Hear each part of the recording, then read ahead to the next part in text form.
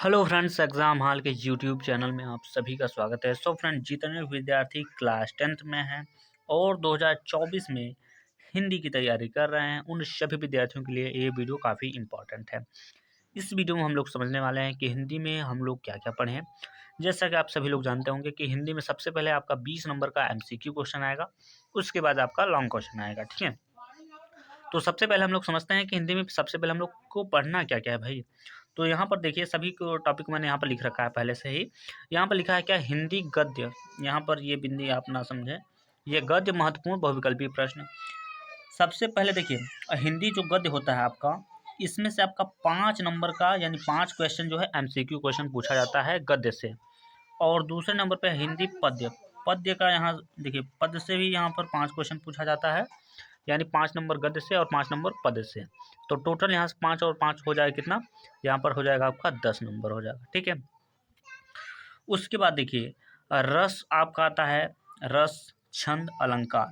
इसमें से देखिए एक एक क्वेश्चन आपको यहाँ पर देखने को मिलेगा। इन तीनों क्वेश्चन में से केवल एक ही क्वेश्चन यहाँ पर आपके बोर्ड एग्जाम में देखने को मिलेगा, ठीक है। और अगला हमारा चौथा वाला जो है, इसमें आपका पढ़ना पड़ेगा उपसर्ग। उपसर्ग में अ उपसर्ग पढ़ लीजिएगा, और अन, अनु पढ़ लीजिएगा, अधि पढ़ लीजिएगा, उप पढ़ लीजिएगा और परि पढ़ लीजिएगा। इतने तरह के आपके उपसर्ग हो जाएंगे, ठीक है। उसके बाद देखिए, अब इस चौथे में ही अगला टॉपिक है हमारा समास। समास में हमें क्या पढ़ना पड़ेगा, तो समास में द्वंद्व समास और द्विगु समास, दो ही समास आपको पढ़ने पड़ेंगे, जो कि वेरी मोस्ट इंपॉर्टेंट। इन दोनों समास से आपका यहाँ पर एक क्वेश्चन आपको देखने को मिलेगा। यहाँ से भी 1 नंबर आपको यहाँ से मिल जाएगा भाई, ठीक है। और एक क्वेश्चन आपका आता है तद्भव एवं तत्सम से।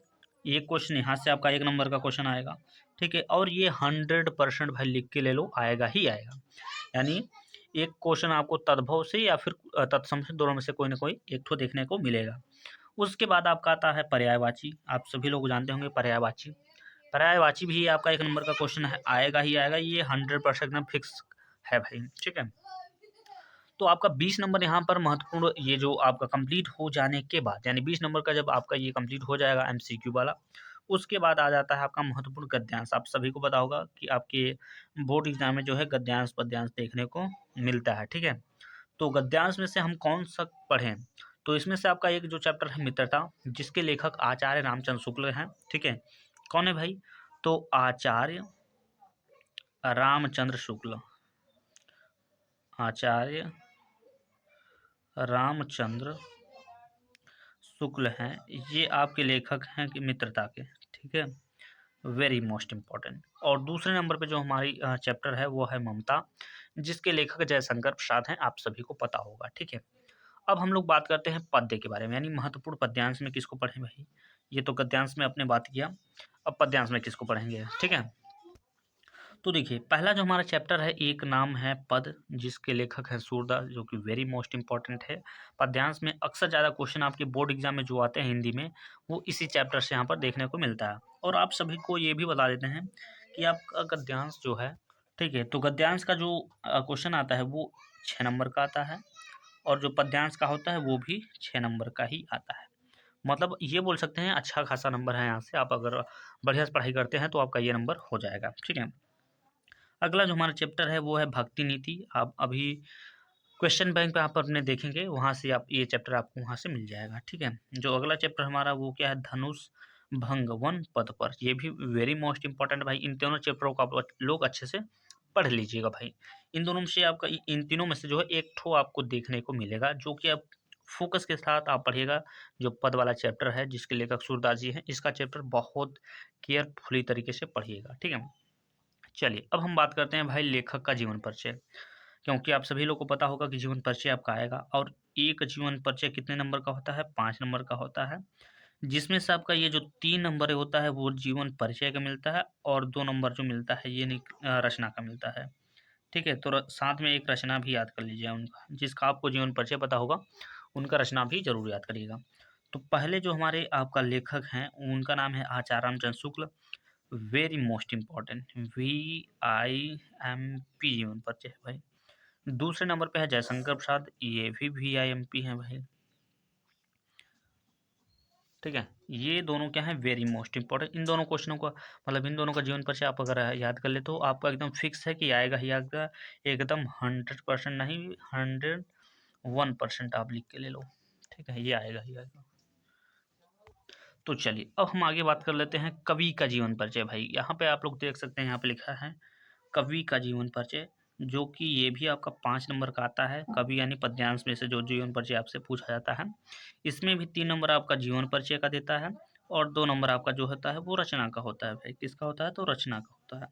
मतलब आपको रचना 100% याद करना पड़ेगा, नहीं तो आपको नंबर कम दिया जाएगा। ठीक है, देखिए कवि में से कौन सा एक है हमारा सूरदास, इनका वेरी मोस्ट इंपॉर्टेंट है भाई, इसका भी याद कर ले सकते हो। ठीक है, उसके बाद दूसरे नंबर पे जो है Mahadev Verma, very most important है भाई महादेव वर्मा, VIMP जीवन परिचय, इसको भी याद कर लीजिएगा। एक है हमारे तुलसीदास जी, इनका भी VIMP है भाई। मतलब इतना आप कंप्लीट कर लोगे तो आपका जीवन परिचय पक्का है, फंस जाएगा एकदम 100%। ठीक है, उसके बाद बात करते हैं, एक आपका श्लोक आता है लिखने के लिए, आप श्लोक याद कर लीजिएगा। श्लोक जो लिखने के वाला आता है वो अगर आप लिखोगे तो 2 नंबर का आया मिलेगा। ठीक है, यहाँ से आपको लिखने वाला जो होता है वो 2 नंबर का होता है। अब हम लोग बात करते हैं संस्कृत महत्वपूर्ण गद्यांश और पद्यांश, यानी संस्कृत को जो गद्यांश और पद्यांश होते हैं उनमें कौन सा पढ़ेंगे। तो यहाँ पर मैंने कई सारे यहाँ पर गद्यांश और पद्यांश को लिख रखा है पहले से ही। ठीक है, जो कि पहला है हमारा क्या, वाराणसी नाम का एक चैप्टर है जो कि बहुत ज़्यादा फेमस है भाई। यहाँ पर VIMP कर लो भाई, VIMP। दूसरे नंबर पे है क्या, वीर वीरण पूज्यते, ये भी चैप्टर एक है, अच्छा चैप्टर है। तीसरे नंबर पे है जो भारतीय संस्कृति ही पाठ से एक ठो है, ये भी मोस्ट इम्पॉर्टेंट है। ठीक है, चौथे नंबर पे है प्रबुद्धो ग्रामीण है। ये सारे चैप्टर जो हैं इनसे काफ़ी अच्छे क्वेश्चन आते हैं और अच्छे नंबर में 5-5 नंबर के यहाँ पर आपको देखने को मिलता है भाई। तो यहाँ से आप लोग अच्छे से कंप्लीट कर सकते हैं। तो चलिए कुछ और टॉपिक्स है उनको भी हम लोग समझ लेते हैं। एक हमारा लास्ट टॉपिक है यहाँ पर, ठीक है, जो कि है क्या, महत्वपूर्ण निबंध। आप सभी लोगों को पता होगा निबंध अच्छे खासे नंबर में आता है भाई, 9 नंबर में देखने को मिलता है। तो अच्छा खासा नंबर है, कम नहीं है भाई। अगर आप अच्छे से पढ़ाई करते हो, लिखते हो तो आपको नंबर दे दिया जाएगा। तो इसमें से पहला है हमारा पर्यावरण प्रदूषण, जो कि वेरी मोस्ट इंपॉर्टेंट निबंध है। दूसरे नंबर पे है क्या, विज्ञान वरदान या अभिशाप, ये भी आपका महत्वपूर्ण है। ठीक है, तीसरे नंबर पे आपको पढ़ना होगा क्या, आतंकवाद का कारण एवं निवारण। इतने आपको जो है महत्वपूर्ण निबंध पढ़ने होंगे। ठीक है, तो ये सारे टॉपिक्स मैंने बता दिए, आप इस यहाँ से पढ़ाई अच्छे से कर सकते हैं। एक एक टॉपिक को एक दिन में भी कवर करेंगे तो अच्छे से आप लोग प्रिपरेशन कर सकते हैं। ठीक है, जैसा कि आप लोग जानते हैं कि अभी दिसंबर का महीना चल रहा है, मतलब आपके पास ज़्यादा समय है भी नहीं। ठीक है, दिसंबर मान लीजिए ख़त्म ही होने वाला, मान लीजिए अभी तो स्टार्टिंग ही है। DECEM BAR, ये हो गया दिसंबर। इसके बाद आपका आ जाएगा जनवरी, फरवरी में आपका पेपर ही होना है। मान लीजिए 1 महीना आपका शेष बच गया है और ये दिसंबर तो चल ही रहा है अभी। ठीक है, तो अभी जो भाई लोग अभी भोले बिसरे हैं तो आप कापी किताब भाई पढ़ो लिखो, तभी जो है आप पास हो पाओगे, नहीं तो गड़बड़ हो जाएगी फिर। ठीक है, तो चलिए सबसे पहले अब हम लोग बात करने वाले हैं 20 नंबर के MCQ क्वेश्चन के बारे में। ठीक है, तो चलिए समझते हैं 20 नंबर का जो है MCQ क्वेश्चन। ठीक है, तो यहाँ पर आप लोग देख सकते हैं भाई, ये आपका है क्वेश्चन नंबर पहला। क्वेश्चन नंबर पहले में क्या बोल रहा है, आचार्य रामचंद्र शुक्ल किस युग के लेखक हैं। ठीक है, ऑप्शन नंबर ए में दिया गया शुक्ल युग, ऑप्शन नंबर बी में दिया गया द्विवेदी युग, ऑप्शन नंबर सी में दिया गया शुक्लोत्तर युग और ऑप्शन नंबर डी में क्या दिया गया है, तो भारतेंदु युग दिया गया है। ठीक है, तो आप सभी को पता होगा कि आचार्य रामचंद्र शुक्ल जो हैं ये शुक्ल युग के लेखक हैं। इनका भी नाम देखिए शुक्ल है, आप शुक्ल युग से इनके नाम से ही रिलेट कर सकते हैं कि आचार्य रामचंद्र शुक्ल जो हैं ये शुक्ल युग के ही लेखक हैं। ठीक है, तो चलिए क्वेश्चन नंबर दूसरे को समझते हैं। क्वेश्चन नंबर दूसरे में दिया गया है गवन की विधा, यानी गवन जो है किस विधा की रचना है। तो ऑप्शन नंबर ए में दिया गया है नाटक, ऑप्शन नंबर बी में दिया गया है एकांकी, ऑप्शन नंबर सी में दिया गया उपन्यास और ऑप्शन नंबर डी में क्या दिया गया, तो कहानी दिया गया है। तो गबन जो है एक उपन्यास विधा की रचना है, जो कि वेरी मोस्ट इंपॉर्टेंट रचना है भाई, VIMP रचना है, आप ये बोल सकते हो। और इसके लेखक कौन है, तो इसके लेखक कौन है, तो प्रेमचंद है भाई। कौन है, प्रेमचंद है। इस बात को आप लोग अच्छे से समझिएगा। यानी आज गबन जो है किसकी रचना है, तो प्रेमचंद की रचना है। किस विधा की रचना है, तो उपन्यास विधा की रचना है। ठीक है, चलिए समझते हैं क्वेश्चन नंबर तीसरे को। यहाँ पर आप लोग देख सकते हैं भाई, यहाँ पर देख सकते हैं ये आपका है क्वेश्चन नंबर तीसरा, और क्वेश्चन नंबर तीसरे में कह रहा है कि कंकाल के लेखक हैं, यानी कंकाल जो है ये किसकी रचना है, इसके लेखक कौन है। तो ऑप्शन नंबर ए में दिया गया है Munshi Premchand, option number B में दिया गया है भाई जयशंकर प्रसाद। ठीक है, ऑप्शन नंबर सी में दिया गया है निराला और ऑप्शन नंबर डी में क्या दिया गया है, रामचंद्र शुक्ल दिया गया है। तो आप सभी को पता होगा, वेरी मोस्ट इंपॉर्टेंट बोल सकते हैं भाई, VIMP question for your UP board class 10। ठीक है, तो कंकाल जो रचना है, ठीक है, तो जो आपका कंकाल जो रचना है ये जयशंकर प्रसाद द्वारा रचा गया, जो कि वेरी मोस्ट इंपॉर्टेंट रचना है भाई। ठीक है, ठीक है, तो इतना हो जाने के बाद चलिए समझते हैं क्वेश्चन नंबर चौथे को भाई। क्वेश्चन नंबर चौथा काफ़ी महत्वपूर्ण है भाई, ये क्वेश्चन को आप लोग लिख के ले लो भाई, ये क्वेश्चन आने वाला है इस बार। तो क्वेश्चन में क्या बोल रहा है, कमल का सिपाही जो कृति है उसके लेखक कौन है, यानी कमल का सिपाही कृति है किसकी। ऑप्शन नंबर ए में दिया गया है धर्मवीर भारती की, ऑप्शन नंबर बी में दिया गया है अज्ञेय की, और ऑप्शन नंबर सी में दिया गया है जैनेन्द्र की, और ऑप्शन नंबर डी में क्या दिया गया है, तो अमृत राय की। ठीक है, तो देखिए कमल का सिपाही जो रचना है वो अमृत राय के द्वारा रचा गया है, जो कि एक बहुत ही महत्वपूर्ण रचना है, यानी आप ये बोल सकते हो मोस्ट इम्पॉर्टेंट रचना है। क्या है, मोस्ट इम्पॉर्टेंट रचना है भाई। ठीक है, तो चलिए समझते हैं क्वेश्चन नंबर 5 का। यहाँ पर आप लोग देख सकते हैं, ये है आपका क्वेश्चन नंबर 5। क्वेश्चन नंबर 5 में क्या बोला है, लहरों के राजहंस के लेखक हैं। ऑप्शन नंबर ए में दिया गया है कलेश्वर, ऑप्शन नंबर बी में दिया गया है Mahadev Verma, option number C में दिया गया है मोहन राकेश, और ऑप्शन नंबर डी में क्या दिया गया है, तो अमरकांत। ठीक है, तो देखिए जो ये लहरों की राजहंस जो रचना है ये एक मोहन राकेश की रचना है, जो कि बहुत ही ज़्यादा महत्वपूर्ण है, इस पर आप स्टार लगा के रख लीजिएगा। ठीक है, तो चलिए समझते हैं क्वेश्चन नंबर 6वें को। यहाँ पर आप लोग देख सकते हैं, ये आपका है क्वेश्चन नंबर 6वां, और क्वेश्चन नंबर 6वां में क्या बोल रहा है, रामचंद्रिका रचना है। ऑप्शन नंबर ए में दिया गया है केशव दास, ऑप्शन नंबर बी में दिया गया है बिहारी लाल, ऑप्शन नंबर सी में दिया गया है घनानंद, और ऑप्शन नंबर, ठीक है, तो ये जो रामचंद्रिका जो रचना है ये केशव दास की रचना है, तो ऑप्शन नंबर इसका जो ए वाला है वो करेक्ट ऑप्शन हो जाएगा। तो चलिए समझते हैं क्वेश्चन नंबर 7वें को। यहाँ पर आप लोग देख सकते हैं, ये है आपका क्वेश्चन नंबर 7वां। क्वेश्चन नंबर 7वां में पूछा जा रहा है, कामायनी किस विधा की रचना है। ऑप्शन नंबर ए में दिया गया उपन्यास, ऑप्शन नंबर बी में दिया गया नाटक, ऑप्शन नंबर सी में है महाकाव्य, और ऑप्शन नंबर डी में क्या दिया गया है, संस्मरण दिया गया है। तो कामायनी जो है ये एक महाकाव्य विधा की रचना है, जो कि मोस्ट इंपॉर्टेंट रचना है। ठीक है, तो चलिए समझते हैं क्वेश्चन नंबर 8वें को। ठीक है, तो चलिए समझते हैं क्वेश्चन नंबर 8वां को। क्वेश्चन नंबर 8वां काफ़ी महत्वपूर्ण भाई, इस क्वेश्चन को मैंने कई वीडियो में बता रखा है। ये जो तार सप्तक का जो क्वेश्चन होता है ये आपके एग्जाम में अक्सर आते रहता है। तो ठीक है, क्वेश्चन में क्या बोल रहा है, तीसरा सप्तक कब प्रकाशित हुआ। ऑप्शन नंबर ए में दिया गया 1951 में, ऑप्शन नंबर बी में दिया गया 1943 में, ऑप्शन नंबर सी में दिया गया 1979 ईस्वी में। ठीक है, और ऑप्शन नंबर डी में क्या दिया गया 1959 ईस्वी में। ठीक है, तो देखिए तार सप्तक का जो तीसरा वाला तार सप्तक का संपादन हुआ था वो हुआ था 1959 में हुआ था। अगर आपसे पूछेगा प्रथम तार सप्तक का संपादन कब हुआ था, तो बताइएगा 1943 में हुआ था। ठीक है, दूसरा तार सप्तक का जो संपादन हुआ था वो हुआ था 1951 में, और तीसरा जो हुआ था वो 1959 में हुआ था भाई।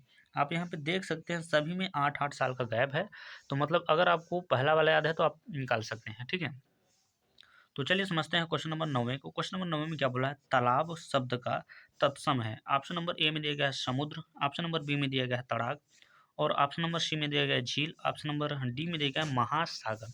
तो देखिए तालाब शब्द का जो तत्सम रूप है उसको हम लोग क्या बोलते हैं, तो तड़ाग बोलते हैं। ठीक, क्या बोलते हैं, तड़ाग बोलते हैं। तो चलिए समझते हैं क्वेश्चन नंबर 10वें को।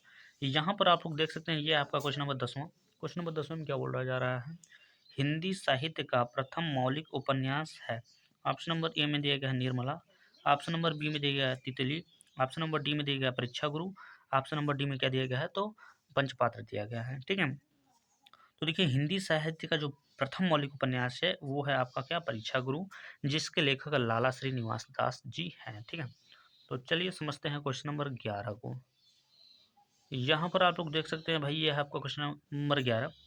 क्वेश्चन में क्या बोला है, अनुसरण में कौन सा उपसर्ग है। उपसर्ग, उपसर्ग मैंने कई वीडियो में बता रखा है पहले से ऑलरेडी। ठीक है, उपसर्ग वे शब्द होते हैं जो शब्द के प्रारंभ में जुड़ते हैं। जैसे कि मान लीजिए यहाँ पर लिखा है पीछे शरण, शरण के आगे जुड़ा है क्या, अनु, तो यही क्या हो गया आपका उपसर्ग हो जाएगा। तो इसमें कौन सा उपसर्ग लगा है, तो अनु उपसर्ग लगा है। तो चलिए समझते हैं क्वेश्चन नंबर 12 को भाई। ये है आपका क्वेश्चन नंबर 12। क्वेश्चन नंबर 12 में क्या बोल रहा है, मोटाई में प्रत्यय है। ऑप्शन नंबर ए में दिया गया आ, ऑप्शन नंबर बी में दिया गया है तो, ऑप्शन नंबर सी में है आई, और ऑप्शन नंबर डी में है क्या, आई।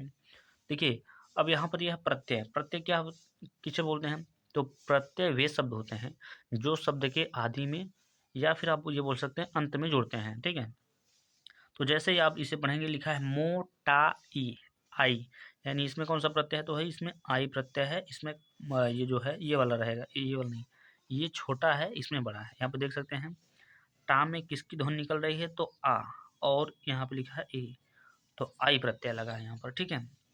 तो चलिए समझते हैं क्वेश्चन नंबर 13 को।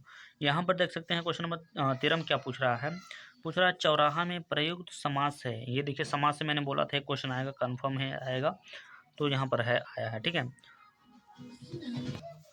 ठीक है, तो देखिए चौराहा में कौन सा समास है, चौराहा, यानी कि यहाँ पर बोला जा रहा है चौ का मतलब होता है चार, यानी चार राह जहाँ होते हैं उसको हम लोग बोलते हैं चौराहा।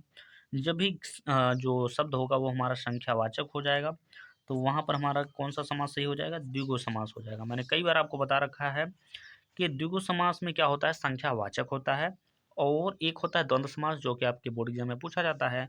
द्वंद्व समास में एक दूसरे शब्द जो होते हैं एक दूसरे के विपरीत होते हैं। जैसे कि मान लीजिए एक शब्द लेते हैं माता और लेते हैं यहाँ पर पिता। यहाँ पर शब्द जो है अपने जगह दोनों प्रधान है, बीच में एक योजक का सिंबल, और शब्द एक दूसरे के विपरीत होंगे, उल्टा होंगे, ठीक है। तो चलिए समझते हैं क्वेश्चन नंबर 14 को।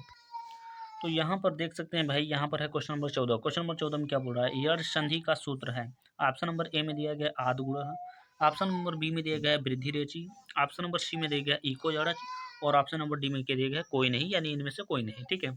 तो देखिए यड़ संधि का जो सूत्र होता है उसको हम लोग क्या बोलते हैं, इको यड़च। इको यड़, यड़ का मतलब यहाँ पे यड़ संधि हो जाएगा, तो इको यड़च, यानी ऑप्शन नंबर इसका जो सी है वो करेक्ट ऑप्शन हो जाएगा, ठीक।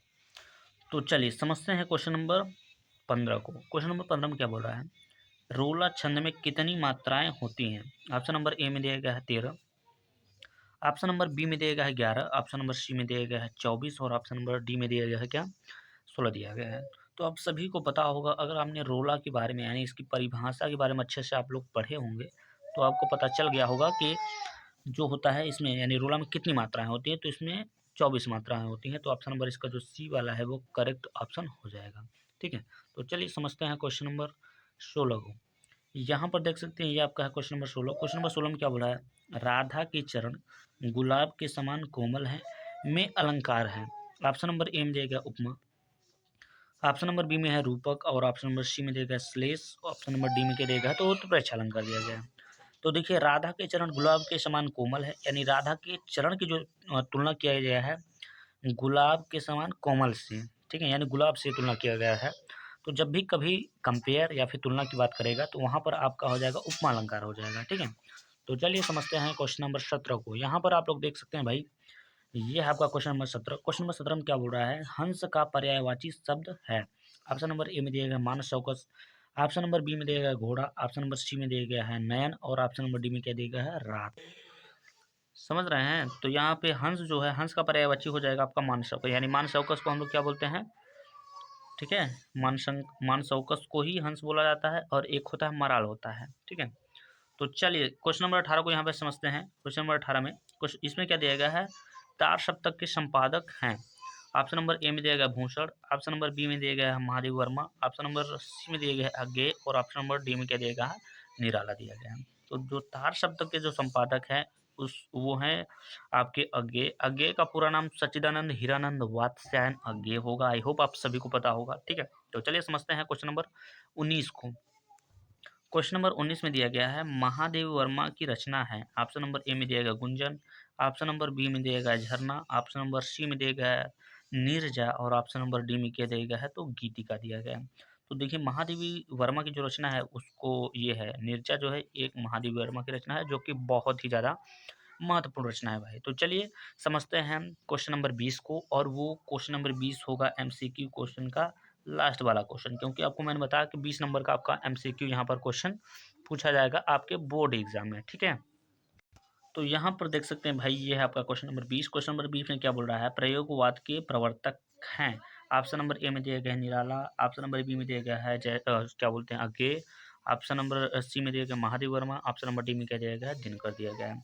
तो देखिए प्रयोगवाद के जो प्रवर्तक हैं वो हैं option number B, option number B में क्या दिया गया अज्ञे, अज्ञे ही जो होते हैं आपके प्रयोगवाद के प्रवर्तक, ठीक है। तो क्वेश्चन नंबर 20 का जो करेक्ट आंसर हो जाएगा वो हो जाएगा ऑप्शन नंबर बी हो जाएगा, ठीक है। तो इस वीडियो में हम लोग 20 एमसीक्यू और 20 एमसीक्यू के अलावा मैंने ये भी बताया कि कौन कौन सा टॉपिक आपको पढ़ना होगा जिससे आपको क्वेश्चन ज़्यादा पूछे जाते हैं, ठीक है। तो मैंने हिंदी का प्रॉपर तैयारी आपको अच्छे से यहाँ पर इस वीडियो के माध्यम से मैंने बता दिया आपको क्या क्या पढ़ना पड़ेगा। इसमें से आपको किसी भी टॉपिक पर अगर वीडियो चाहे तो इस वीडियो के कमेंट बॉक्स में ज़रूर कमेंट करिएगा, ठीक है। तो मिलते हैं किसी और वीडियो में, ठीक है। क्योंकि आपका जो टाइम है अप्रॉक्स मतलब कि लगभग समाप्त हो चुका है, तो आप लोग अब अच्छे से तैयारी पे अपने लग जाएगा, ठीक है। तो इस वीडियो में बस इतना ही, मिलते हैं नेक्स्ट वीडियो में, तब तक के लिए जय हिंद, जय भारत।